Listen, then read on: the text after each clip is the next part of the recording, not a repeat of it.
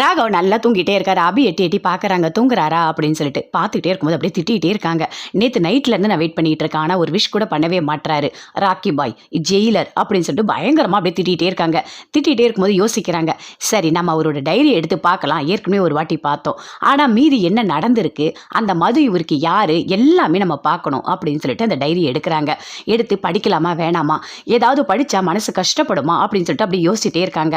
இல்லை நம்ம படிக்கலாம், கண்டிப்பாக நம்ம தெரிஞ்சுக்கலாம், இவரை பற்றி நம்ம தெரிஞ்சுக்கணும் அப்படின்னு சொல்லிட்டு அப்படி அந்த டைரி எடுத்து பார்க்குறாங்க. அதுக்குள்ளே அப்படியே அவர் திரும்பி படுக்கிறாரு ராகவ். அப்படி பார்க்குறாங்க, ஐயோ எழுந்துட்டாரா அப்படின்னு சொல்லிட்டு அப்படியே அந்த டைரி ஒளிச்சு வைக்கிறாங்க. எழுந்து பார்க்குறாரு, என்ன இந்த டைமில் லைட் போட்டுட்டு இருக்க, நீ படுப்போ அப்படின்னு சொல்லிட்டு ராக்கி பாய் சொல்கிறாரு.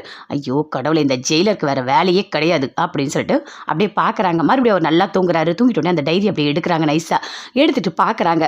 பார்த்தோன்னே அப்படியே பிரிக்கிறாங்க. பிரித்தோடனே அப்படியே யோசிக்கிறாங்க, படிக்கலாமா வேணாமா, கண்டிப்பாக நம்ம மனசு ஏதாவது கஷ்டப்படுமா, இதில் ஏதாவது இருக்குமா அப்படின்னு சொல்லிட்டு யோசிக்கிறாங்க.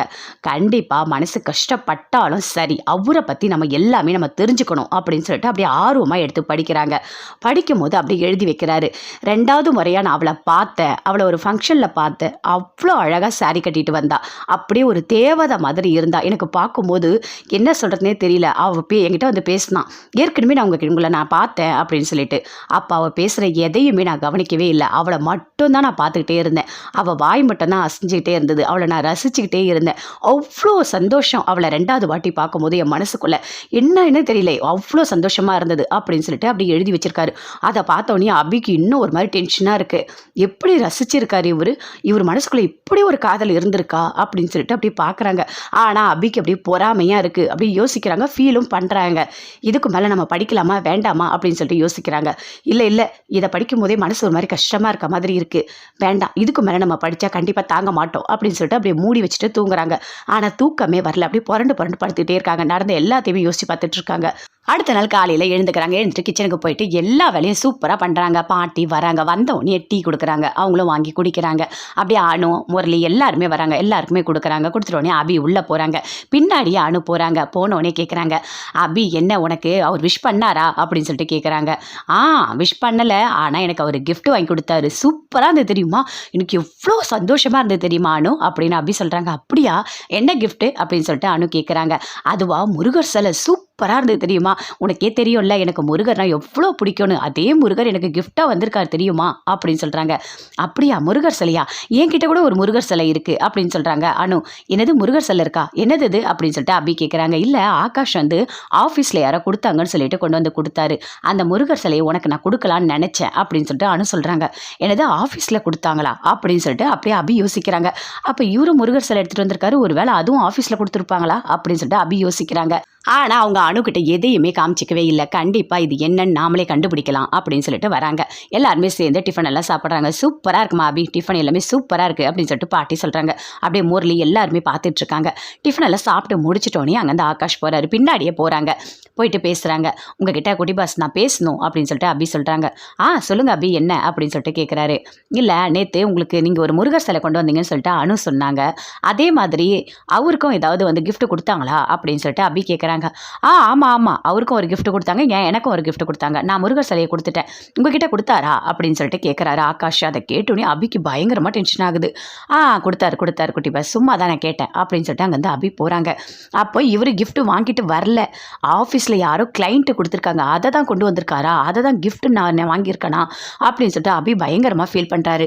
யாரோ ஒரு மாதிரி நினச்சி கூட எனக்கு விஷ் பண்ணியிருக்கலாம், ஒரு கிஃப்ட் வாங்கி கொடுத்துருக்கலாம், நான் இருக்க போகிறது 8 மாதம் தான், கண்டிப்பாக இருக்கணும்னு சட்டம் போடுறாரு. ஆனால் ஒரு விஷ் கூட பண்ணலை, ஒரு கிஃப்ட் கூட வாங்கி கொடுக்கல, யாரோ கொடுத்ததை எனக்கு கொடுத்துருக்காரு அப்படின்னு சொல்லிட்டு அபி பயங்கரமாக டென்ஷன் ஆகுறாங்க. டென்ஷன் ஆகி அப்படியே ரூமுக்கு போகிறாங்க. அப்போ தான் ராகவ் எழுந்துக்கிறாரு. எழுந்துட்டு போயிட்டு குளிச்சுட்டு வராரு. வந்த உடனே கேட்குறாங்க, உங்ககிட்ட நான் பேசணும் அப்படின்னு சொல்லிட்டு அபி சொல்கிறாங்க. சொல்லு என்ன அப்படின்னு சொல்லிட்டு ராகவ் கேட்குறாரு. இங்கே பாருங்கள், நேற்று எனக்கு ஒரு கிஃப்ட் கொடுத்தீங்க, அது நீங்கள் வாங்கிட்டு வந்தீங்களா இல்லை உங்களுக்கு யாராவது கொடுத்தாங்களா அப்படின்னு சொல்லிட்டு அபி கேட்குறாங்க. எல்லாம் உண்மையை தெரிஞ்சிடுச்சோ அப்படின்னு சொல்லிட்டு ராகவ் அப்படியே யோசிக்கிறாரு.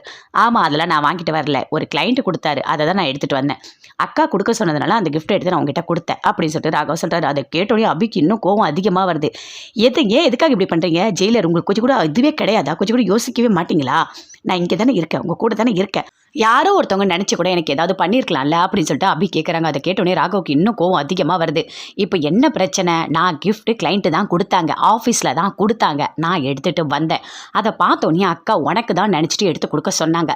என்னால் அக்கா எதிர்க்க எதுவுமே பண்ணவே முடியாது. ஏன்னா எனக்கு அக்கா தான் எல்லாமே. அக்கா சொன்னதெல்லாம் நான் எடுத்து கொடுத்தேன் அப்படின்னு சொல்கிறாரு. அப்படியா அப்படின்னு சொல்லிட்டு அபி அப்படியே கோவமாக படுறாங்க. இங்கே பாருங்கள் ஜெயிலர், நீங்கள் பண்ணுறது எதுவுமே சரியே கிடையாது, நல்லா தெரிஞ்சுக்கங்க. என்னை நீங்கள் 7.5 மாதம் இங்கே இருக்க சொன்னீங்களே, என்னால் இருக்க முடியாது. நான் வீட்டுக்கு போகிறேன், எங்கள் அம்மா வீட்டுக்கு என்ன கூட்டிகிட்டு போய் விடுங்க. உங்ககிட்ட தினம் என்னால் கஷ்டப்பட முடியல. என்னை அவமானப்படுத்தி அசிங்கப்படுத்தி என்னை ரொம்ப கஷ்டப்படுத்துறீங்க.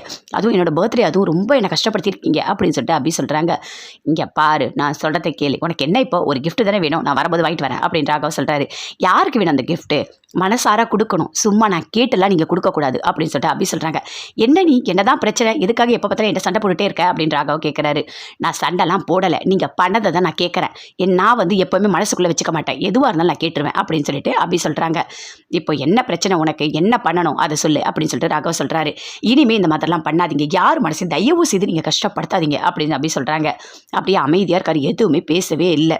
அப்படியே அழறாங்க, அழுதுகிட்டே அப்படியே அங்கேருந்து போகிறாங்க. இதுக்கு மேலே இங்கே இருந்தால் நல்லா இருக்காது அப்படின்னு சொல்லிட்டு அப்படியே கார்டன் பக்கமாக போயிட்டு நிற்கிறாங்க. பயங்கரமாக ஃபீல் பண்ணிகிட்டு இருக்காங்க. அப்போ இவர் வாங்கிட்டு வந்து கொடுக்கல, யாரோ கொடுத்ததை நமக்கு கொடுத்துருக்காரு. அவ்வளோ ஆர்வமாக இருந்தேன், இவர் விஷ் பண்ணுவார், இவர் கிஃப்ட் கொடுப்பாரு, எவ்வளோ சந்தோஷம் என் மனசுக்குள்ளே, அது எல்லாமே பொய்யாயிடுச்சு அப்படின்னு சொல்லிட்டு அபி பயங்கரமாக ஃபீல் பண்ணிகிட்டு இருக்காங்க.